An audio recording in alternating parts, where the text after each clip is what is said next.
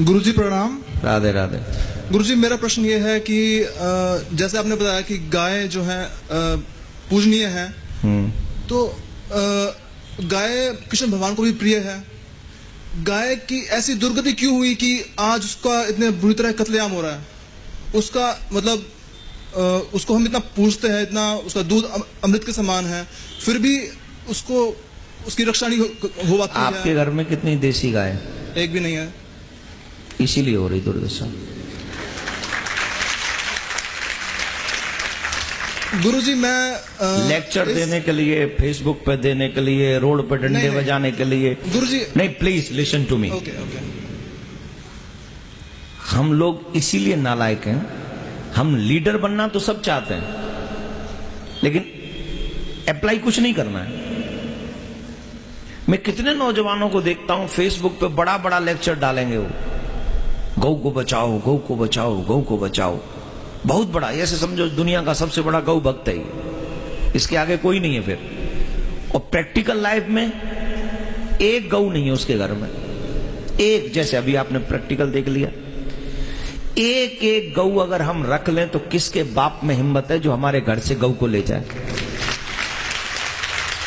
गुरुजी मैं इस विषय में पिछले लेक्चर नहीं चाहिए मुझे, 1-2 साल से मैं लेक्चर नहीं चाहिए मुझे। मैं क्वेश्चन सुनने बैठा हूं, लेक्चर नहीं। आपसे सिर्फ इतनी प्रार्थना है, आप उस समय गौ के बारे में कुछ भी बोलना, पहले एक गौ खुद पालो, देसी होनी चाहिए वो भी, चाहे दूध दे या न दे।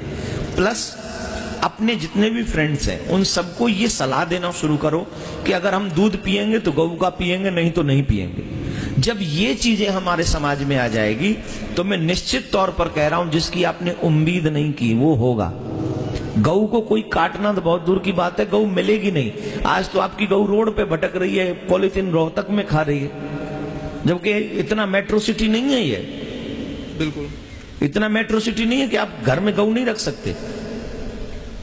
सब लोग रख सकते, और नहीं रख सकते तो 15 लोग एक जगह इकट्ठे हुए, एक खेत जमीन लीजिए, उसमें गौशाला बनाइए और वहां गौशाला पालिए, चलाइए गौशाला, और नियम रखिए कि एक एक गाय का दूध इसके घर जाएगा।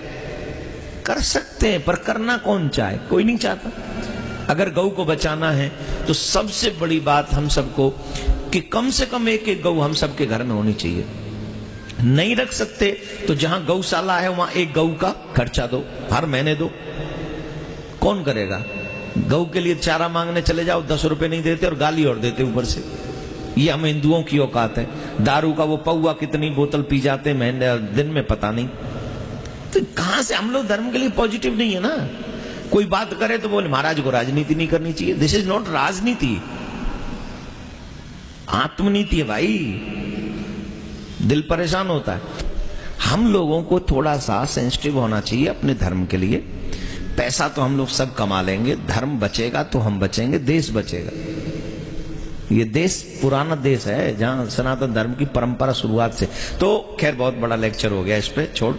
धन्यवाद, आपने उठाया ये क्वेश्चन।